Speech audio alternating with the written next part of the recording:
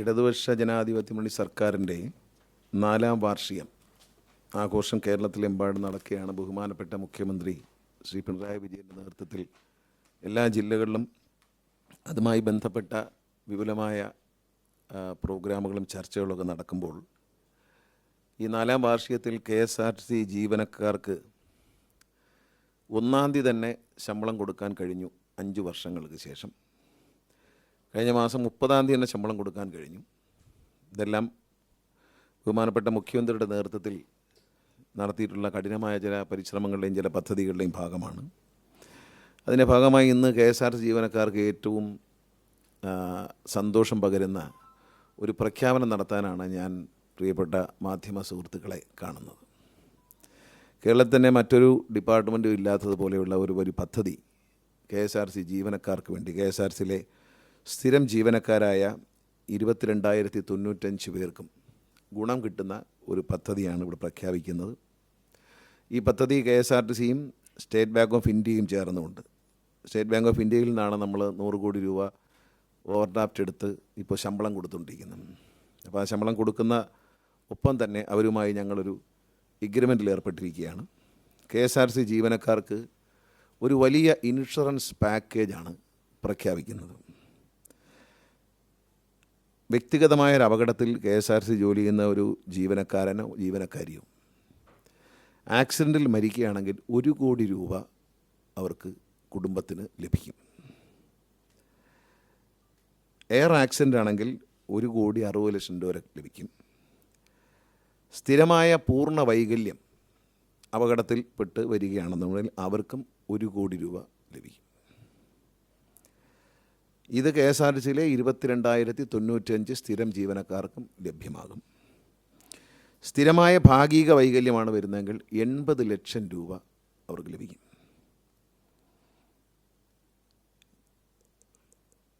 അതുപോലെ തന്നെയാണ് ഈ 10,000 രൂപയ്ക്കും 25,000 രൂപയ്ക്കും ശമ്പളം വാങ്ങുന്ന 1,688 തൊഴിലാളികളാണുള്ളത്. 25,000-ന് മുകളിൽ 50,000 രൂപയ്ക്ക് ശമ്പളം വാങ്ങുന്ന 19,122 ആ കാറ്റഗറിയിലാണ് ഏറ്റവും കൂടുതൽ ജീവനക്കാരുള്ളത്. 1,00,000-ന് മുകളിലേക്ക് ശമ്പളം വാങ്ങുന്ന 1,0274 പേരുണ്ട്.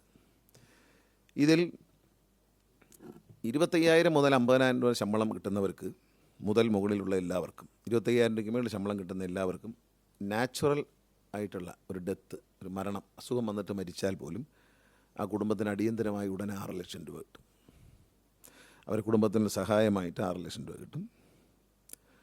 അതുപോലെ തന്നെ ഈ ഇൻഷുറൻസിൽ ഒരു പ്രീമിയം പോലും ജീവനക്കാരടയ്ക്കേണ്ടതില്ല. ഇതിന് ഒരു പ്രീമിയവും ജീവനക്കാരടയ്ക്കേണ്ടതില്ല. അവർക്ക് ലഭിക്കുന്നതാണിത്. അവർ KSRTC ജീവനക്കാരെന്ന നിലയിൽ അവരെ മുഴുവൻ അക്കൗണ്ടുകൾ നമ്മൾ SBIക്ക് കൊടുത്തുകൊണ്ട് SBI വഴിയാണ് എല്ലാ സാലറിയും.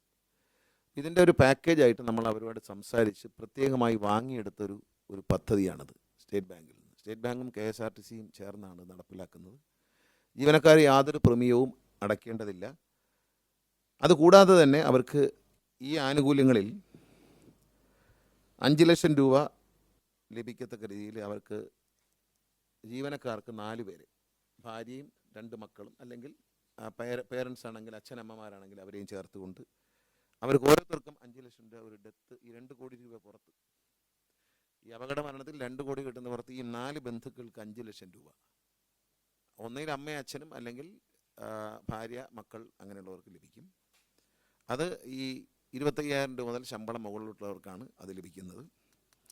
അതുകൂടാതെ ജീവനക്കാർക്ക്